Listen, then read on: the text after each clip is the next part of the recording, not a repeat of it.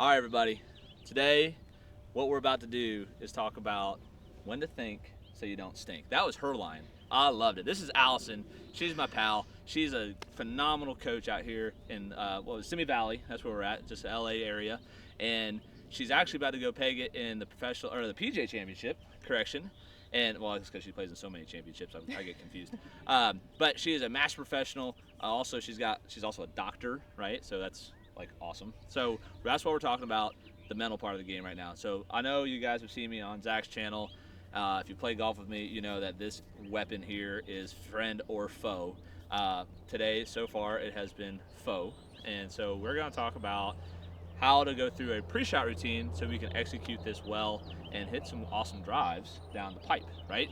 And by the way, she like pounded it way past me on the first hole we played together. That was just like a really humbling experience. So, Allison, talk to me. What do we got to do? All right, so first of all, we've known each other for a little bit, right? But this is the first time that I've seen you hit driver. Totally. And I gotta tell you, I'm not so impressed. No, nobody's impressed. But your potential is light years out there. But I think what you need to do is really improve your pre-shot routine to make sure that you're not thinking at the wrong parts of your entire routine. So there's a great place to think where you're thinking about mechanics, and then there's a great place to actually perform and let your body be the athlete and do all the patterns that you know how to do. So the problem is when you're thinking in the wrong spot, you're gonna stink. Okay.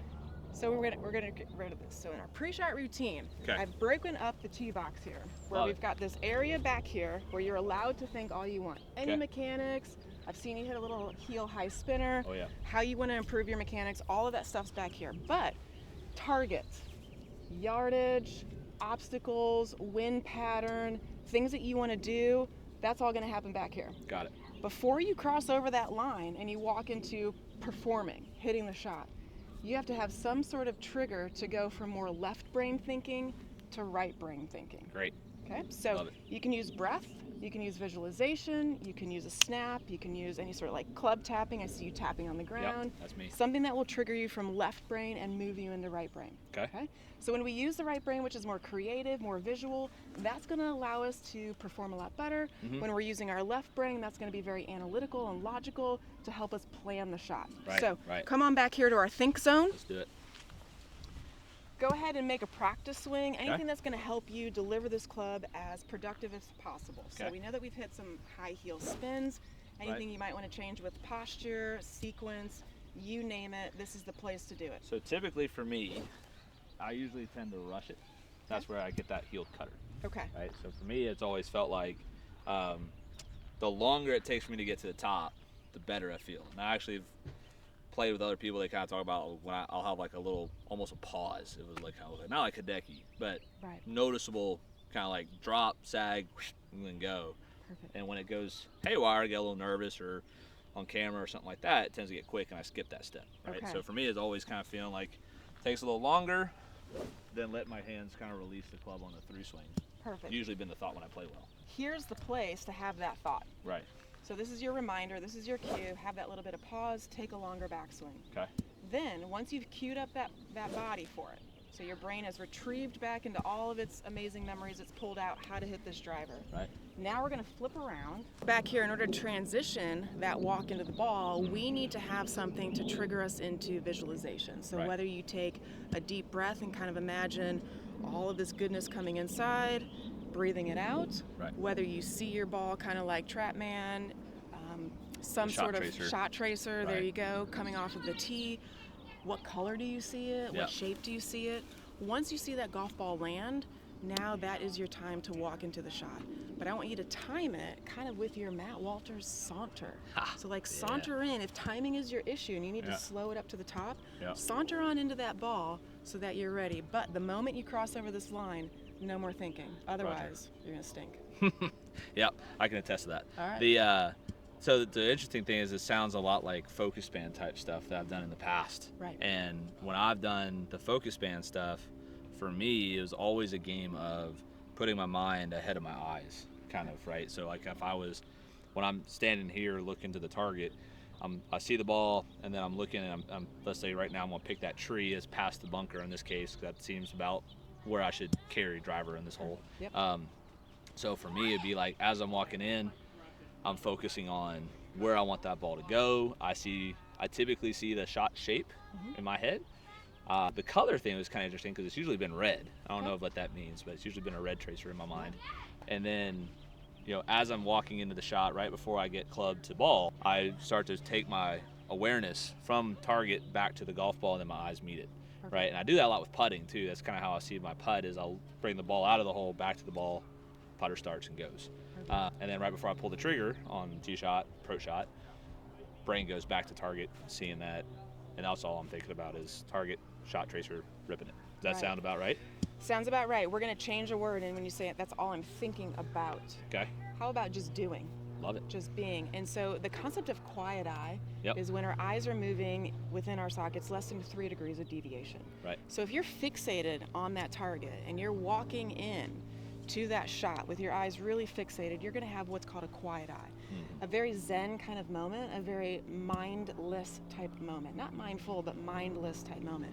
So instead of thinking about the target, just see the target, integrate the target into your awareness, have those eyes fixated, bring them back to the golf ball quietly, go ahead and get set up. Feel if you want to rotate your head back to the target again, that's great, but you don't have to think about the target. Just be with that. Right, got it. Let's see it. All right, let's do it. So it feels.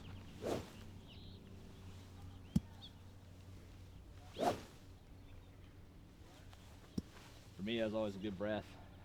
I kind of like the wide of the club like that. I don't know why.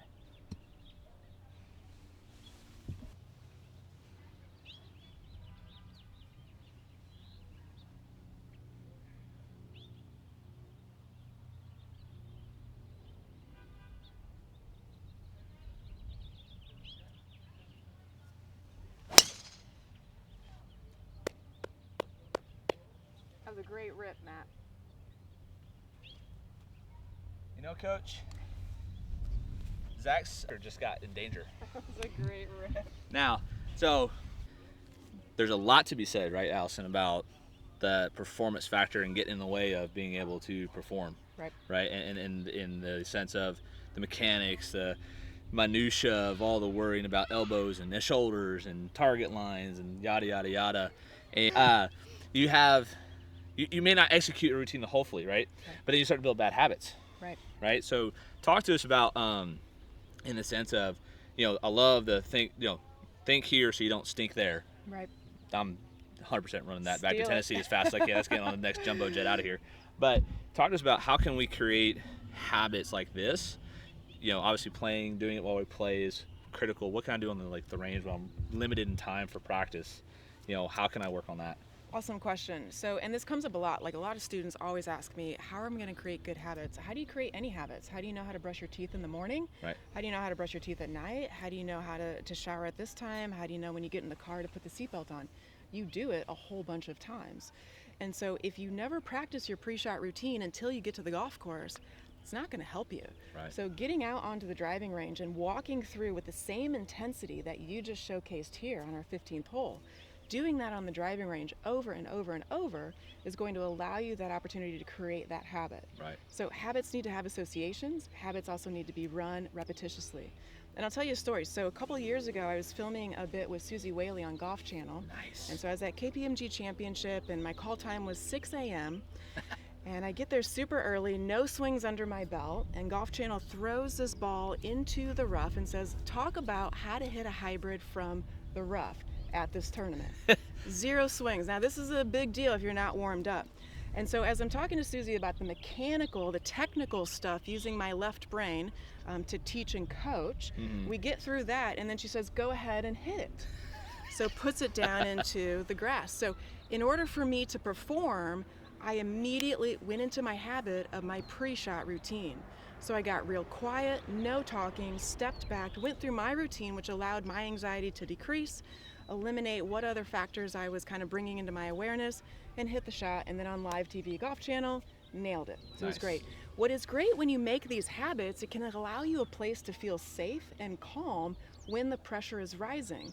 100%. So if you needed to hit this to beat Zach in your match, 100%. it allows you an opportunity to quiet your mind, get yourself in the right mental state to perform and hit. But habit is a great way to describe it. You have to do it over and over and over, so that it allows you to feel comfortable and safe to hit your best shot. And that's a fact. Do it on the range. That's a fact. And like what we were mentioning earlier about focus band, I mean, I spent a lot of time with the guys that did that with Graham Bolton and his dad, Henry and Graham.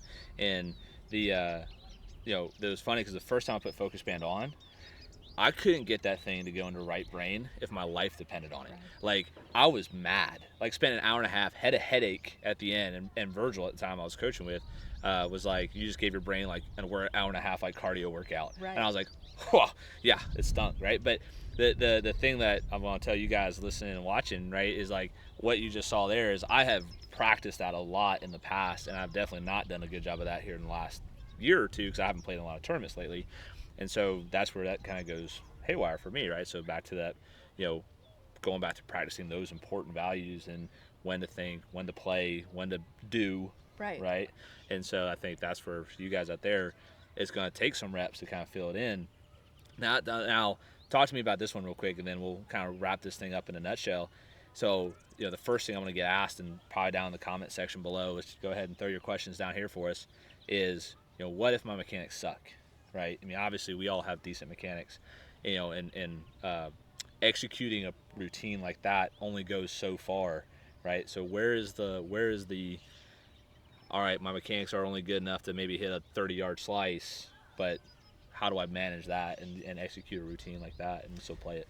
That's another good question. I mean, no matter what level you are at, whether you're shooting in the high 100s, whether you're curving the golf ball, routines will help you get into a better state. So if you're thinking about your mechanics over the golf ball, chances are you will actually hit it worse than if you just let your body perform.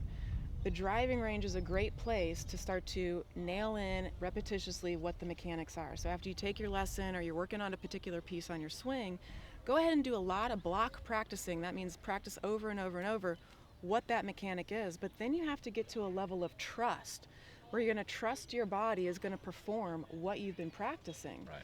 So even if you curve the golf ball 30 yards to the right, get into your routine, so maybe you curve it 20 yards to the right. So you can get just a little bit better. Yep. You don't have to be an elite player to have a routine. This is not only for pro players, this is for everybody. So I teach it to my young juniors, and I teach it to players who've been playing this game a long time. 100%. It allows you to get into your best performance state for you to play your best golf, no matter what your level is. Well, you heard it here first. Alison knows what she's talking about. If you want to tap into the brain, make sure you go follow her on her Instagram page. Are you doing things on YouTube now too? Do a little bit. Dabble on that? Alison PGA. There you go. Yeah. So make sure you're checking her out on her social medias. We'll tag it down below in the bottom. And guys, if you need to work on that performance game, which we all do, right? Nobody's free of that one. Make sure you watch this video on repeat and just save it, right? And then make sure you like it and comment below if you have any questions for Alison, and I'll be sure to get them to her, right? Thanks for watching, Alison. Thank you for the tips. Absolutely. Appreciate Great it. job. Let's go. See you soon.